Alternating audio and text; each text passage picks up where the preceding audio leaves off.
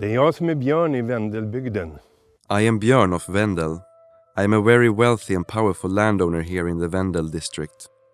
My large estate lies on a hill over there by Lake Vendel, and my land stretches for many miles in all directions. I have disappeared on many long adventures, and the gods have always been with me.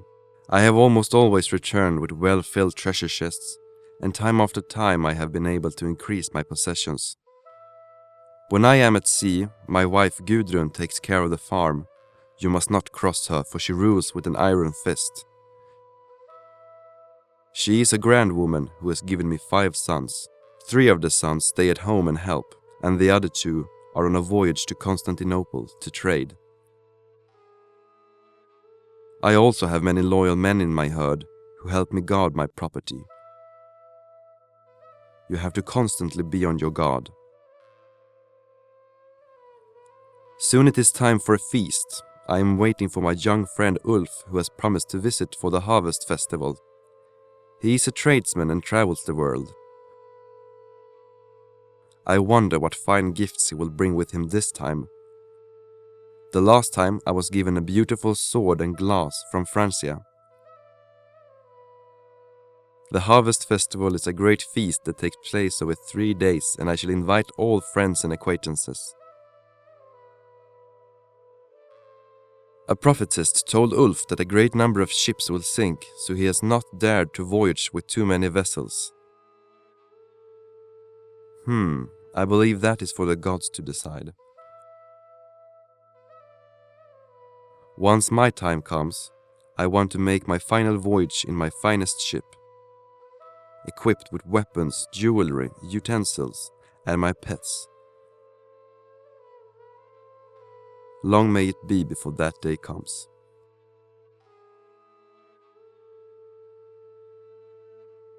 This is a story of Björn, the lord of the manor, and his life as it might have been.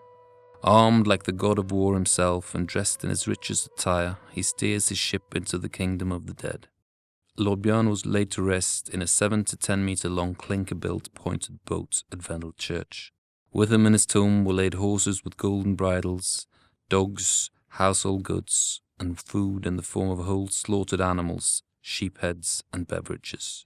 Vendel, which is situated around 40 kilometers north of Uppsala, is a unique part of Swedish prehistory, and an area after which an entire era has been named, the Vendel period, 550 to 800 AD. With its strategic position owing to the Vendel River's confluence with the river Furus, the area has been a center of contact and trade. The finds made at the archaeological excavations are among the wealthiest known from the period, and testify to power, wealth, and long-distance contacts. Despite a number of tombs having been looted long ago, there is still evidence of vast wealth and craftsmanship among the finds. The finds are now on display in the Swedish History Museum in Stockholm. The lord of the manor had a great deal of power, a power that emanated from the hall and the seat of honor. The hall was where the ruler held the audience, and the seat of honor, where only he could sit, was the center of power. The hall was a large building with many rooms, the most decorated of which was where the seat of honor stood. Here games were played, and stories and music were enjoyed, and there was eating and drinking.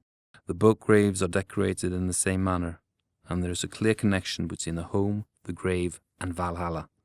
The ruler's hall is thus a symbol of Asgard, the home of the gods and the ultimate power. Here, just as in Valsgärde, parallels could be drawn with Sutton Hoo in England. A helmet and several other objects are so alike that it has been suggested that they are made by the same craftsman. At the site of the discovery stands a memorial stone, and by the church is Vendel's Besökscentrum, the Vendel Visitor Center. Tombs at Vendel Church are only part of an enormous area of ancient monuments, including a large number of burial sites scattered all along the ridge and on hillocks in the fields. Husby, 3 kilometers south of Vendel Church, is home to a burial ground containing 50 mounds. It is dominated by the 40-meter wide and 6-meter high Othar's Barrow. It is named after Othar, who may have been a Swedish king mentioned in older writings dating back to the 900s. The writings say that Othar was buried in Vendel.